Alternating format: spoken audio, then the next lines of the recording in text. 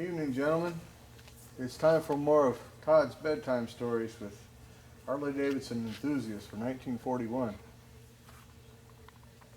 So we told you in part one and part two of Carl Trahelius' adventure across the country and into Canada. And now we're going to go to Ferd Fleming's honeymoon. This is Our Harley Davidson Honeymoon by Ferd Fleming. It says, we were married on a September midnight in the little brown church on the Vale at Nashua, Iowa. 4 days later we had our Harley-Davidson 45 packed and were ready to travel.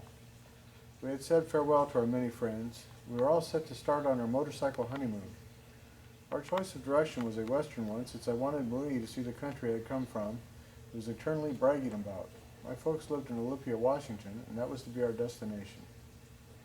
After leaving Independence, Iowa, we rode steadily westward for 3 days. As we crossed the Dakotas, Marie became more and more thrilled and excited over the western character of the country. Soon we reached Casper in the mountainous region of Wyoming. The worst of the roads were now behind us. In Nebraska, we had encountered countless miles of detours which were thoroughly rain-soaked. Our dependable Harley-Davidson 45 carried us steadily up the steep grades of the Bighorn Mountains with never a falter. We kept our cameras clicking, as both of us are ardent enthusiasts. There were certainly literally thousands of views waiting to be snapped. Tremendous snow-tipped peaks, deep green valleys, waterfalls, and green-wooded mountainsides. Here indeed was nature at its grandest. However, we suffered the bad luck which befalls all camera clickers at some time or other. Many of the choice scenes we failed to get, either through underexposure or for some other reason. We had a couple of rare opportunities to snap wild deer, but had no luck. We rode down an intense sleep canyon just before dusk. The dark shadows low on the canyon walls and the lighter tints at the top made an indescribably beautiful picture, colorful beyond one's imagination. We didn't have much time to spend in Yellowstone National Park, much to our sorrow. We did see the most famous spots, however. What a paradise for the lover of outdoors. If only every rider in the country could spend a week or two in this wonderful country. We were perhaps the first people ever to travel through the park and not see a bear. Doesn't that sound strange? Ordinarily, the shaggy creatures are very much, turn the page here, in evidence. The weather in the park was plenty cool, yet invigorating. It practically doubled our appetites.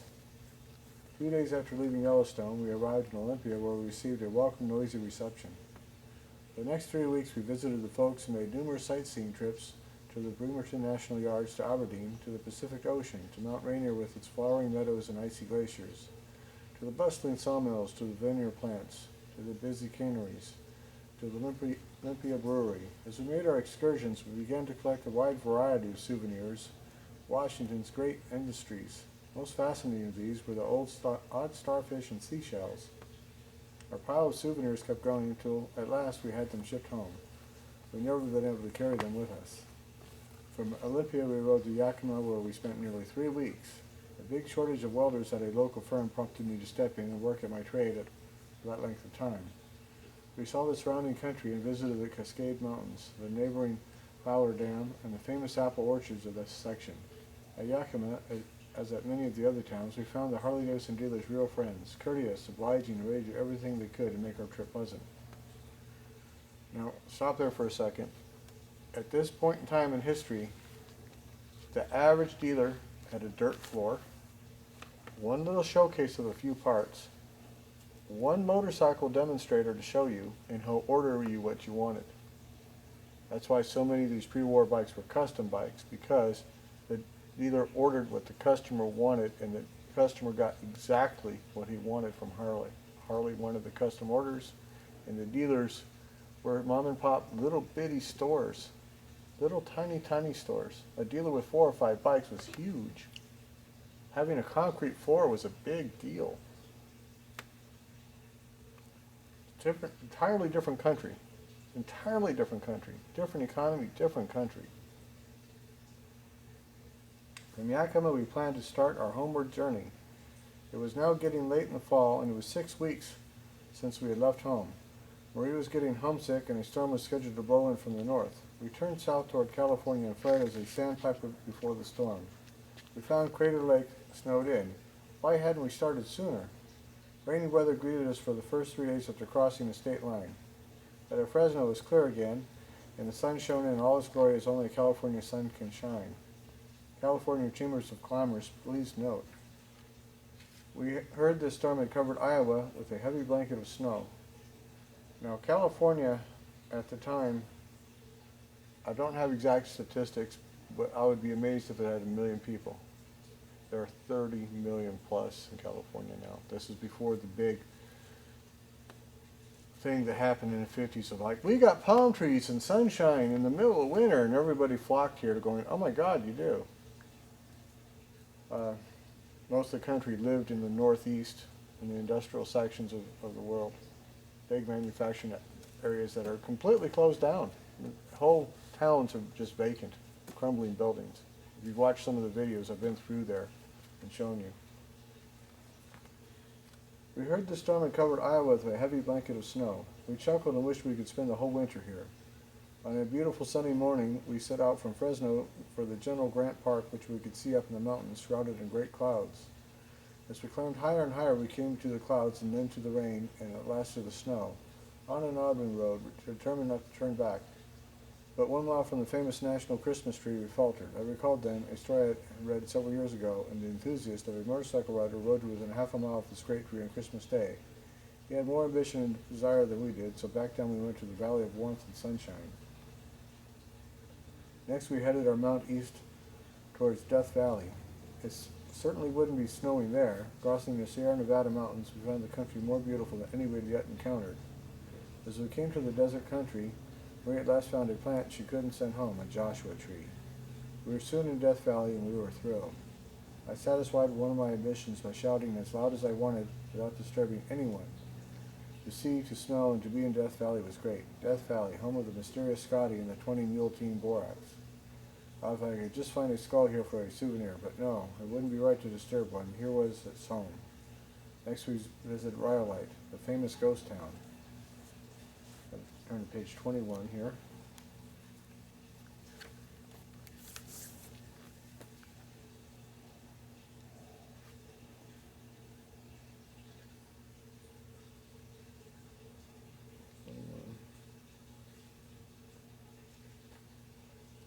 See, where's the continuing here? It's at 21. Ah.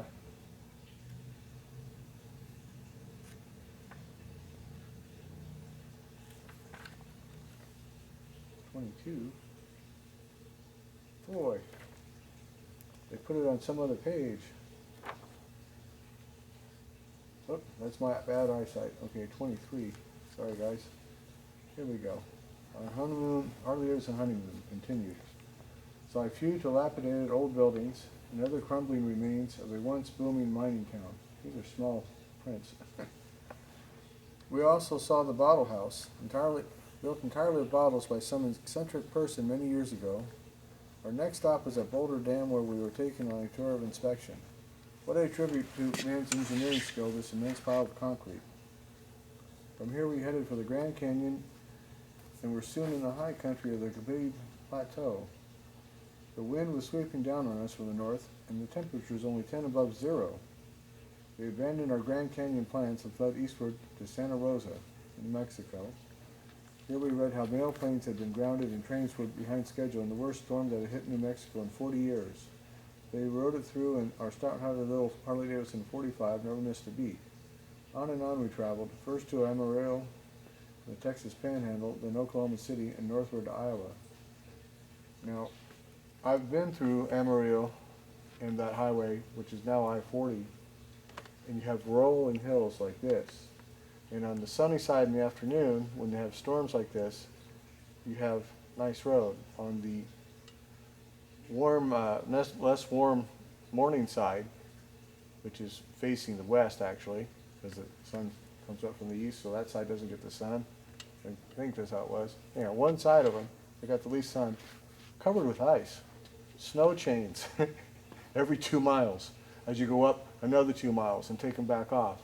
For about 120 miles of that. And that's what these people went through. They didn't even mention it, but I know what they went through. I've been to that part of the country. And they're on a two-wheeler doing that. That's amazing.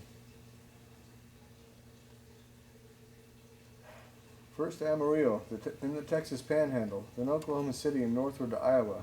At last, after 2 months away from home, we arrived back in Independence. Our trip was over, but no sooner were we back than we began making plans for our next adventure. America is a big country. You'll never run out of interesting and historic places to visit.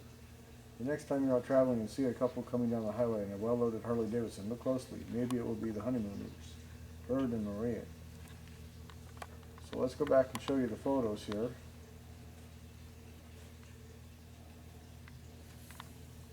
So we have number 1 up here.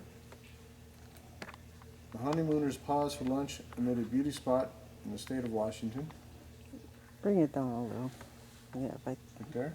Right there, yeah. Okay. A little bit more. A little bit more. Yeah, there.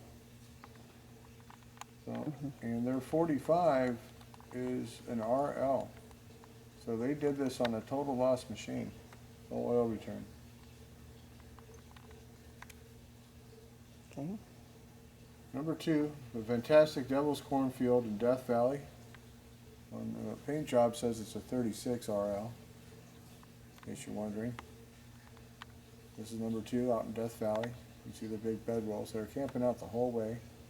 Things you can do when you're young. 3, orange trees in the background guarded by stately palms on the California highway. California was famous for its palm trees. That's what brought everybody here. They couldn't believe we had palm trees in the winter. 4, the Rhyolite Bottle House, once featured in Ripley's Believe It or Not column. That's right here. Number 5, ferry on the Columbia River. No bridge. That's how far back in time, just this little bit of time ago. You got to realize 41, that's only 60, 74 years ago. And they didn't have a bridge across the Columbia River. Amazing the changes that have happened in the lifetime of man. Number 6, Muddy Pass in the Bighorn Mountains. That's right here. You can see the winter windshield. 7, 10 Sleep Canyon in Wyoming. Right here. 8, Arthur Ferd Fleming waves to the missus from the top of Death Valley sign marker. Right here. Bottom. 9, ready for another day's journey. That's that there. You can see a stylish haircut of the times. It was in style, man. It was it. Mrs. Fleming examines a cactus in Death Valley, right here. And we'll see about some other photos over here. A pause beside the highway at Pipestone Pass. That's up here.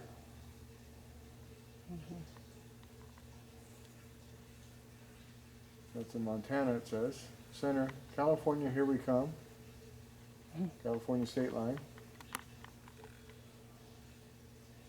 Below, Mrs. Fleming on a bridge spanning the Niobrara River in Nebraska.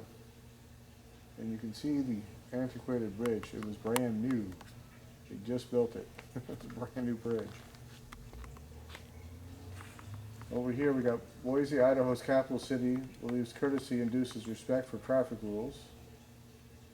Boise Police Department, look at the old trike here. That's a pretty early trike, 33 or 4, 35 maybe. When strangers violate Boise laws, they receive a police notice pointing out their errors. Shown writing out a courtesy card is Officer Clarence J. Rigney. South Bend, Indiana relies on survey cars to handle the overtime parking problem. Left to right are Officers Coyle, McCarroll, Vogel, Chief Ingram, and Dealer Wesner. So that would Raise be the Harley book up. dealer right there. Staying with the chief, I see it. I they got got it. two Yeah. brand new survey cars to handle the traffic problem. These are 38s, you can tell from the paint scheme here. That might be a 38, it looks like a little stripe on the fender. Mm-hmm. These are definitely 38s. That might be a 38. So that's that. That's part 3. You all have a very wonderful evening or daytime, and we'll see you for part 4 in a moment. Night.